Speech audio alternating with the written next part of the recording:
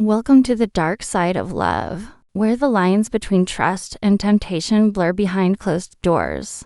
Tonight, I'm about to take you into a story that began with nothing more than an innocent evening, but ended with a truth I still struggle to say out loud.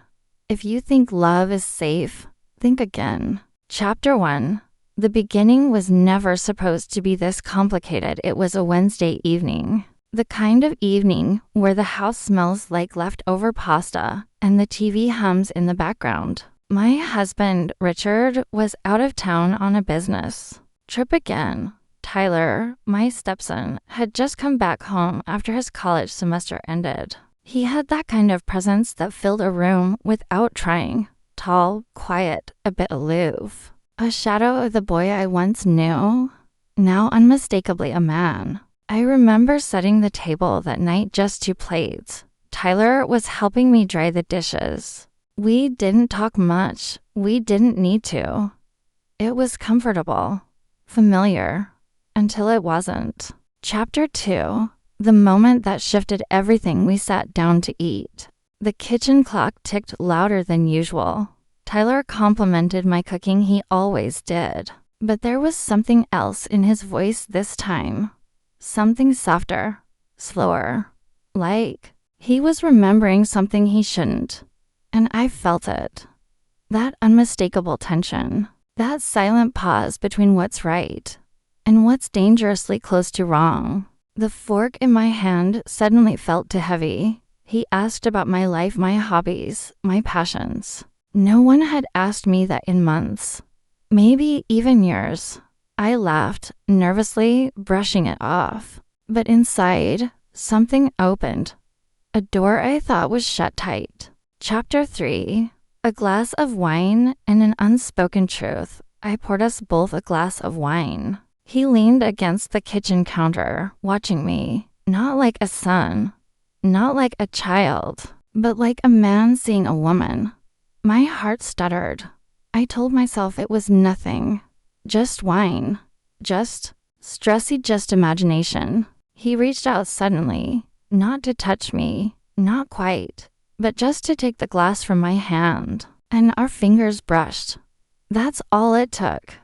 That single moment rewired something inside me. I don't even know how to explain it, but it was as if a fuse had been lit, and neither of us wanted to blow it out. We sat in the living room after that, both pretending to watch the movie, but we weren't watching anything.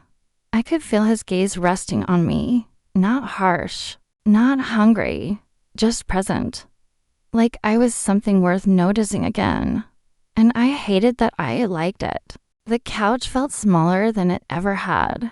Every time I shifted, I wondered if I was too close. Every silence felt louder. Every heartbeat felt like a warning. And then he said it. You're not like the other women I know. I froze. What did he mean by that? I wanted to ask, but I didn't. I couldn't. Instead, I smiled and said, you should go to bed soon. You've had a long day. He nodded, but he didn't move. I should have insisted.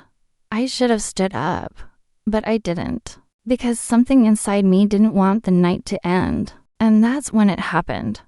He whispered something, barely audible, my name. Not mom, not stepmom, just my name, like it belonged to him, like he'd been holding it in his mouth for years and finally let it slip. I turned to look at him. His face was barely lit by the glow of the screen. I could see the hesitation in his eyes, the guilt, the desire, and I saw a reflection of myself in him. All the loneliness, all the years of silence I had swallowed, all the longing I pretended didn't exist.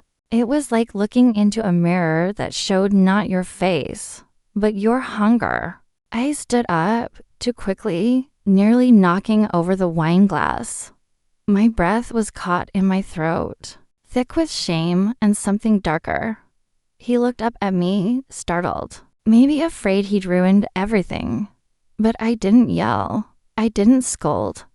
I just said, I'm going to bed, and walked away. But I didn't sleep. How could I?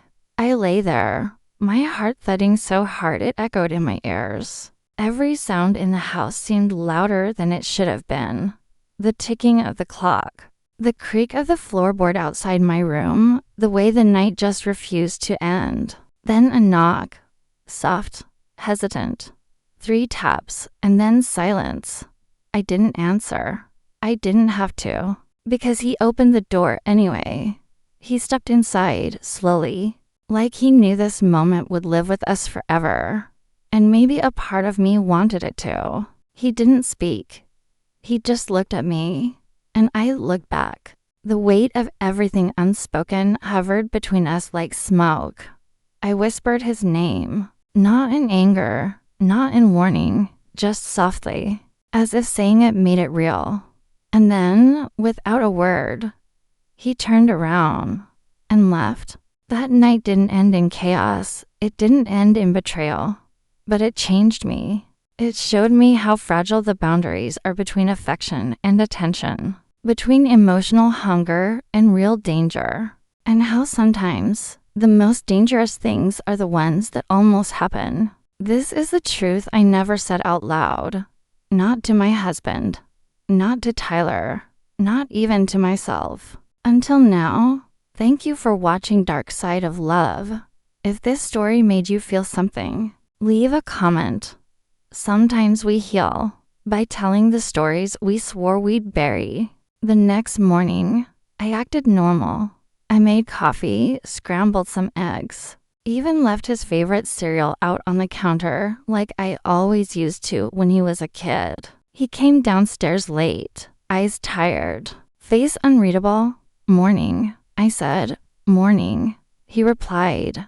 That was it. We sat in silence, the kind of silence that stretches, that stings. I pretended to read the newspaper.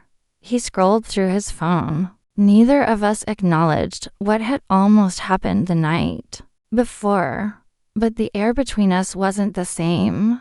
It never would be again. That day, he left early, said he had errands to run. I just nodded as the door closed behind him. I felt this strange emptiness, a cocktail of relief and sadness. I should have felt proud that nothing happened, that I stopped it.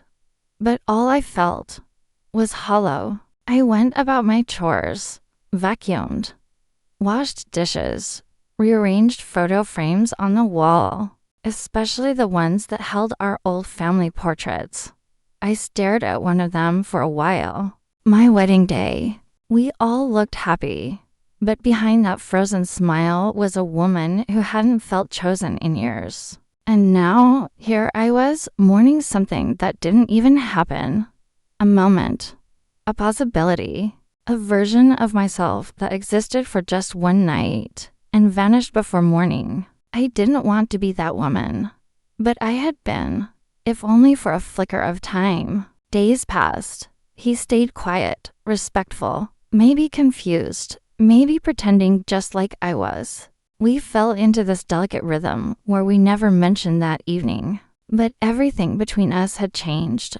Every glance carried the echo of what almost was. Every word was chosen carefully, edited for safety. Eventually, he returned to his campus apartment, and the silence in the house felt cleaner, less complicated. But it also made everything feel colder. My husband came home a few days later. I hugged him longer than usual. He didn't notice, or maybe he did, and chose not to ask.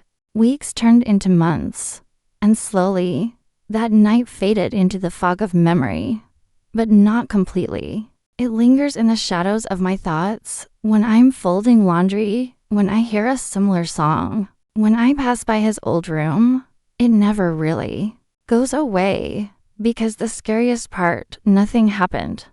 And yet, everything changed. I've never told anyone this, not a soul, not because I'm proud, not because I want forgiveness, but because some stories are heavier when shared, and sometimes silence is the only way to carry them.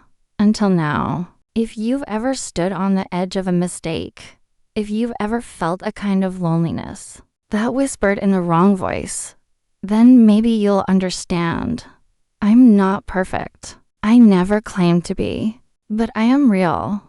And this was the night that reminded me how dangerously close love and confusion can dance.